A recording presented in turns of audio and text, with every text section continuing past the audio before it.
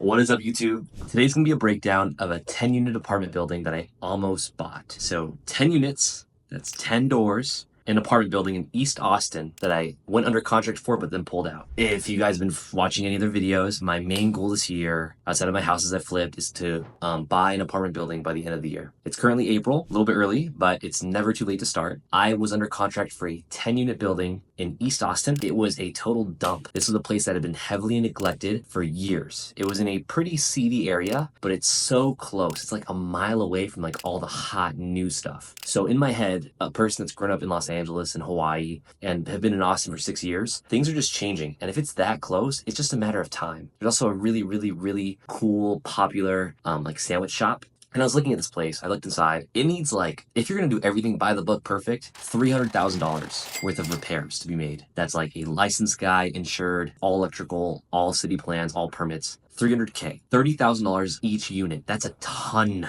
of money, okay? That is very high. This is like nearly a gut job for most of the place. And I was looking at rents. Realistically, a rent around $1,200, $1,300. And it's around 13 grand minus expenses, maybe 10,000 after all expenses. Then we need to have the debt. They wanted 1.2 million for the property. As is. It was on the market. I talked to the sellers and said, hey, this place is a dump. It needs a lot of money to be repaired. I said, can we do like a 0% down finance deal? Because I knew it was bank owned. Turns out it wasn't bank owned. It was hard money lender owned. Hard money lender, if you don't know, is basically a short-term lender. And they had lent this place out to a few people and they've all failed. And they just keep getting it back and they keep having to have a crazy high balance. And they owed 1.4 million. So were severely underwater. And I said, I initially wanted a million because they said they had offers at 950, 900. I wanted a million or 1.05 million with 0% down. I just show up, I sign the papers, I start doing construction, put down 20+% plus $300,000 in renovations. That's like more than $500,000 just to get it to where it needs to be. And that's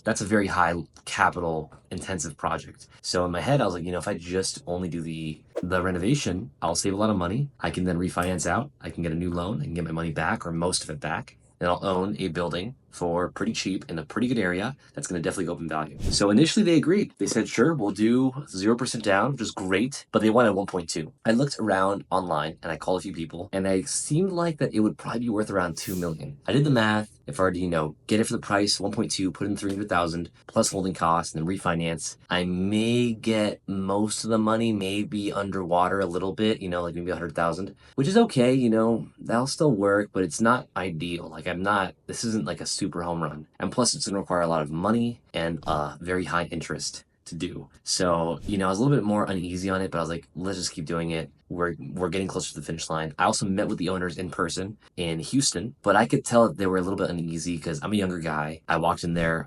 They're like, hey, what do you know about construction? Like, what's your experience? I'm telling them, oh, I do my flips. I've been doing this for a few years. And I could feel they're a little bit uneasy, but they felt better as I kept talking and I ended up getting their confidence. They did want a pretty high amount of money, like $30,000 down for option. And they wanted me to pay closing costs and I ended up getting that all waived. Then they dropped a ball on me that they want me to pay $80,000 in back taxes.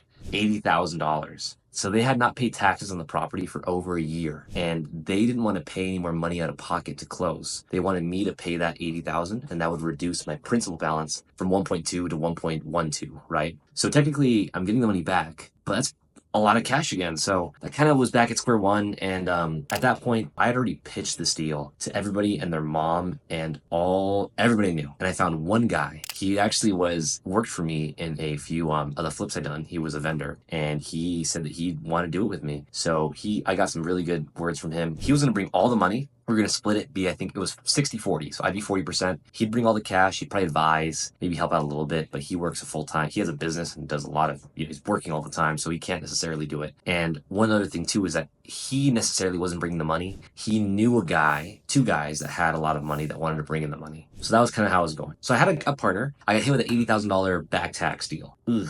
That sucks. That means I need $80,000 more dollars. I have cash, but I'm trying not to use as little of my own money as possible because if I'm doing all this work and I have to also bring money, like it's not as good of a deal for me. My equity partner was talking to his lender more, and the lender is a wealthier man, older, that just likes to get percent on his money, likes this guy. He decided that he didn't really want to do it unless if we bought it and started doing work ourselves. So at the same time, the equity partner wanted me to use more of my own cash to buy it and to do things. So we needed both the 80,000 to close, and we needed to have, probably another 50,000 to start renovations. Now, I could probably pay that taxes and close. I probably have no more money left. Like, I'd probably be out of money. Probably need to pull credit cards and loans to get that first 50,000 to get the renovations done. And then we'd have to go to his friends and then say, please give us more money, and then get that. And then it'd be a total, in my head, this was just becoming so unnecessarily complicated. And so it'd be a tremendous amount of stress on me, because he didn't seem to want to really put up any of his own money, the equity partner. He wanted to use his friend's money, which is fine. Totally cool. But, to kind of make me have to do all the work and raise the initial money without him, and then hopefully bring his friend in, that sounded kind of like unrealistic, and also just too much for me to handle at once. When I did my first flip, I was like $40,000 in debt. Credit card and personal loan debt. Super stressful. I can't imagine being 50 plus thousand. Like, sure, you get used to the stressors as you keep growing, but I remember how stressed I was with that 40,000, and I didn't want to do that again. There becomes a point where I don't want to risk my own personal health for a project. And it's not like that there's only one apartment building in the world. There are so many in the US and in Texas that I'm gonna look for. So that's kind of what happened, and I kind of just backed up and I pulled out. And I had got most of my option back. I think I lost like $3,000, which is not a big deal. You win some, you lose some. I lost $3,000 in option money a few months ago as well. The big thing with that is that I learned a few things. The equity partner is really cool, but he kind of seems like that he doesn't want to do a deal, and his buddies won't do a deal unless it makes crazy upside. Which is fine.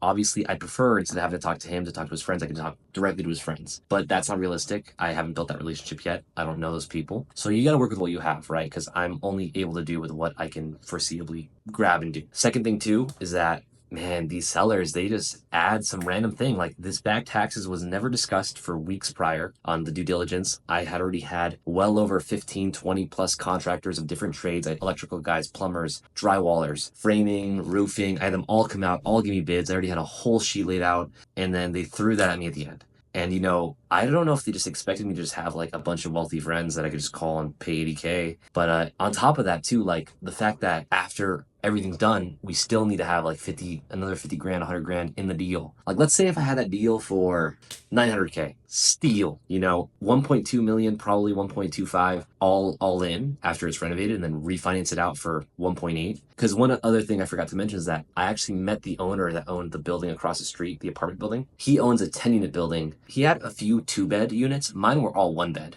And his 2-bed units were bigger, but he also had 1-bed units that were smaller. So he had a different mix of units, but technically I had more square footage, and it was also just a different layout. So, I networked with him a lot, and he gave me all of his appraisal reports, all of the documentation that he had. So helpful. Like, one thing I recommend that you do if you're buying a house, if you're buying a building, anything, is to talk to the neighbors that are owners, get their information, call them, talk to them. That he was the most helpful person by far.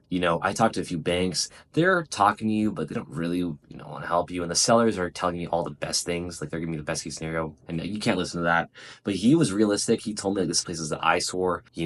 Expect it's going to cost more. The framing's bad. Homeless people have been coming in, all that sort of stuff. And, after multiple meetings with the city, I decided to pull out, and I've realized, you can't get too emotional with these things. I could have easily been like, I have to do it. This is the first deal I found.